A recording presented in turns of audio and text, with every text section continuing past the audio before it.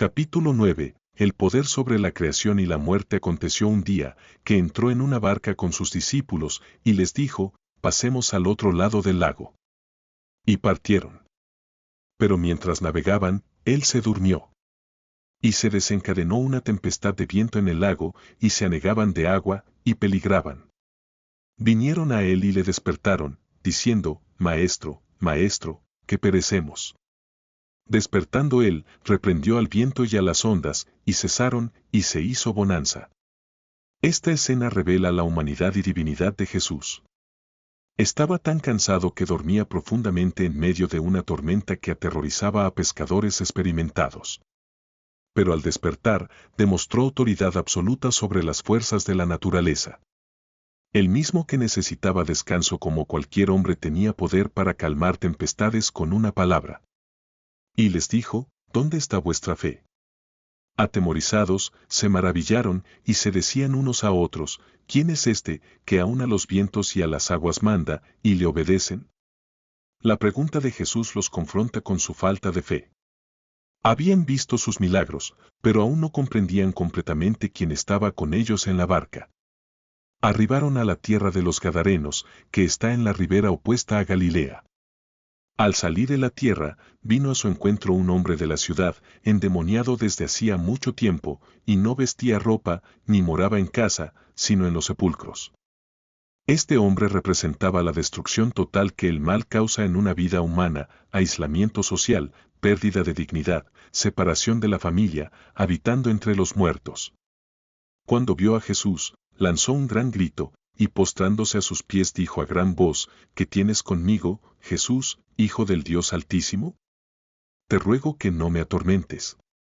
Aún los demonios reconocen la autoridad de Jesús y temen su presencia. El endemoniado, bajo la influencia de estas fuerzas malignas, identifica correctamente la identidad divina de Cristo. Porque mandaba al espíritu inmundo que saliese del hombre, pues ya de mucho tiempo se había apoderado de él, y le ataban con cadenas y grillos, pero rompiendo las prisiones, era impelido del demonio a los desiertos. La condición de este hombre ilustra la impotencia de los métodos humanos para lidiar con problemas espirituales profundos.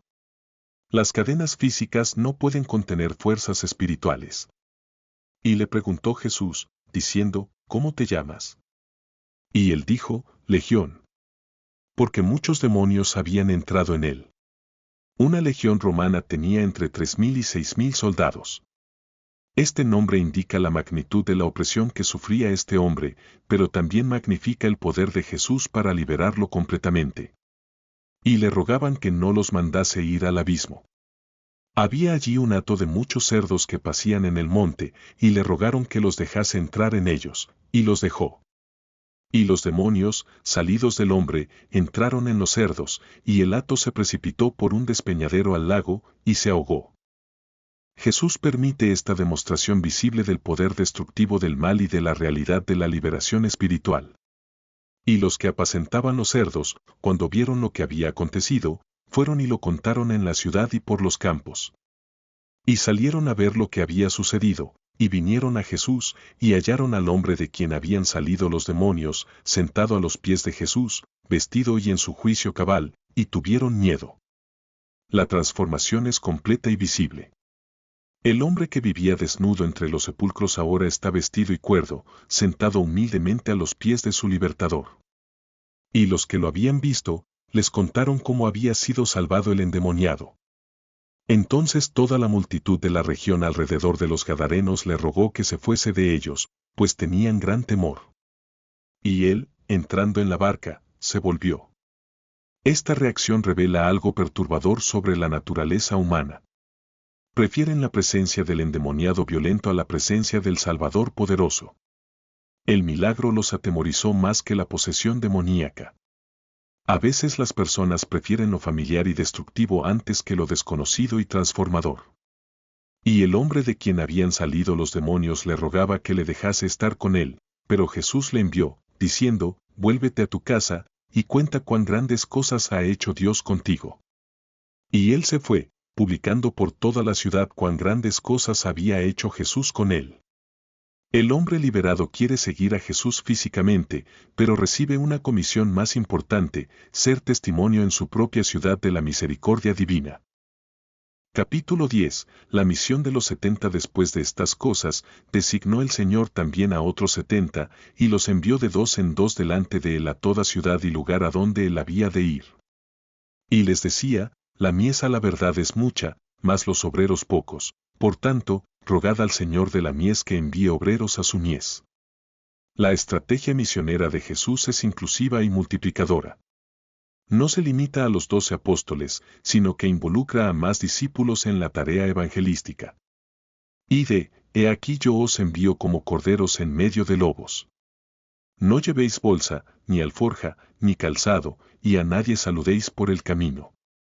Jesús es honesto sobre los peligros que enfrentarán, pero también claro sobre la simplicidad requerida para la misión.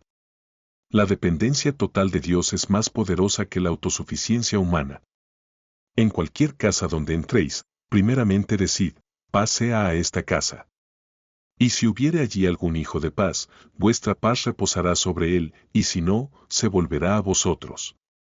El mensaje del reino comienza con paz, no con juicio. Los embajadores de Cristo llevan bendición donde quiera que van. Y posad en aquella misma casa, comiendo y bebiendo lo que os den, porque el obrero es digno de su salario. No os paséis de casa en casa. La hospitalidad era sagrada en la cultura del primer siglo, y Jesús enseña a sus discípulos a recibirla con gratitud sin ser exigentes o selectivos.